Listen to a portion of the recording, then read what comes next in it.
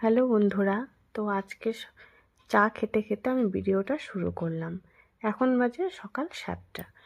তো যাই হোক, আগে কিন্তু বর আর শাশুড়ি মা চা খেয়ে নিয়েছে, তারপরে আমি চাটা খেয়ে নিলাম। তো এখানে আমি কিছুটা মটর ভিজে রেখেছিলাম আগের দিন রাত্রে, তো সেটারই আজকে আমি ঘুগনি বানাবো সকালে। আর দেখো, এর জন্য কিন্তু মটরটা আমি সেদ্ধ করে নিলাম। আর আমি কিন্তু বেশি সেদ্ধ করিনি, কারণ মটরটা যদি বেশি সেদ্ধ হয়ে যায় খেতে কিন্তু একদমই ভালো লাগে না। হালকা একটু শক্ত শক্ত থাকলে কিন্তু খেতে ভালো লাগে।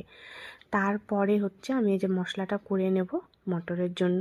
তো পেঁয়াজ, যা যা মশলা লাগে মটরে, তোমরা তো সবাই জানো ঘুগনিটা তৈরি করব, এর জন্য এখানে আমি মশলাটা দেখিয়ে দিচ্ছি তোমাদেরকে।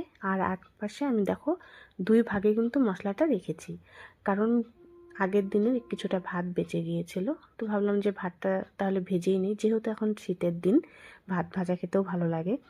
এর মধ্যেই কিন্তু আমার ছেলে দেখো টিউশনি থেকে চলে এসেছে, আর এসেই কিন্তু মা মা করে চেঁচাচ্ছে।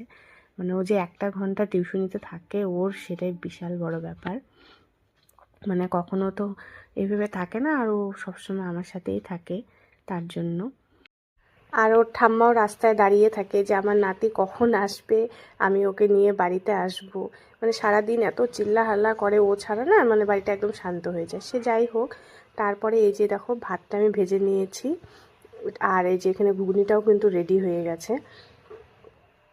ঘুগনি দিয়ে রুটি দিয়ে খাওয়া হবে, আর যে ভাত ভাজা খাবে খাবে। এরপরে দেখলাম বর বাজার থেকে মটন নিয়ে চলে এসেছে, এটা কিন্তু দুপুরের জন্য। তারপরে ঘরে যা ঠান্ডা, মানে আর থাকতে পারছিলাম না। এর বাইরে কিন্তু খুব ভালো রোদ উঠেছিল, তো একটু বাইরে চলে গেলাম রোদ তাপানোর জন্য। আর সত্যি রোদ তাপালে কিন্তু সত্যি ভালোই লাগে। আর যেহেতু ঘরের ভিতরে এত ঠান্ডা, তারপরে দাঁড়িয়ে থাকতে থাকতে দেখলাম যে ননদিনীও চলে এসেছে, তো ভালোই মজা হচ্ছে। এরপরে বর বললো যে ঠিক আছে, তোমার যা যা কাজ আছে তুমি করে নাও, আমি তোমাকে একটু হেল্প করে দিচ্ছি। এর জন্য দেখো ও মশলাটা পেস্ট করে কিন্তু মাংসটা ওই বসিয়ে দিয়েছে। তা আমি বললাম যে ঠিক আছে তাহলে তুমি করো, আমি এদিকে ছেলের হচ্ছে স্নান টান যা যা আছে আমি করিয়ে দিই। যেহেতু ওর ইভিনিং শিফট ছিল, এর জন্য কিন্তু মর্নিংটা ও টাইম পেয়ে গিয়েছিলো, তার জন্য আমাকে একটু হেল্প করে দিচ্ছে। আর ওদিকে আমি ছেলেকে স্নান টান করিয়ে ওকে রেডি করিয়ে রাখলাম। আর এদিকে তো হচ্ছে রান্নাটা বসিয়ে দিচ্ছে, তাহলে তো আর আমার কোনো টেনশনই নেই।